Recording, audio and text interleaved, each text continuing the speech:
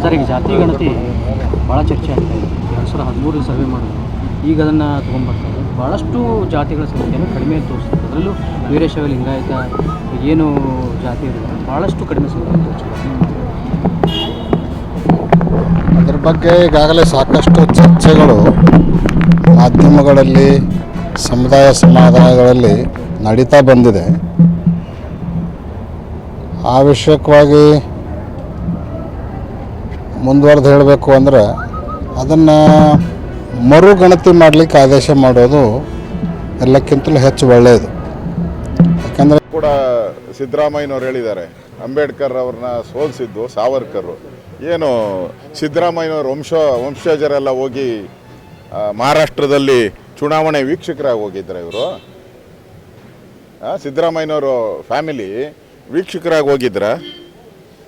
Candidate ಹಾಕಿದವರು Congress ಅವರು, ಚುನಾವಣೆ ಪ್ರಚಾರಕ್ಕೆ ಬಂದಿದ್ದು ನೆಹರು. ಬೈ ಎಲೆಕ್ಷನ್ಗೆ ಮಾನ ಮರ್ಯಾದೆ ಇದೆಯಾ ಅವ್ರಿಗೆ? ಕಾಂಗ್ರೆಸ್ ಅವರಿಗೆ ಬೈ ಎಲೆಕ್ಷನ್ಗೆ ಯಾರಾದರೂ ಪ್ರಧಾನಮಂತ್ರಿ ಬಂದು ಚುನಾವಣೆಯಲ್ಲಿ ಭಾಷಣ ಮಾಡೋಗ್ತಾರ?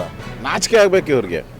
ಸಾವರ್ಕರ್ ದೇಶ ಪ್ರೇಮಿ, ಯಾರು ಹಿಂದೂಗಳಿದ್ದಾರೋ ಅವ್ರಿಗೆಲ್ಲ ಸಪೋರ್ಟ್ ಮಾಡಿದ್ದಾರೆ. ಪಾಕಿಸ್ತಾನದವ್ರಿಗೆ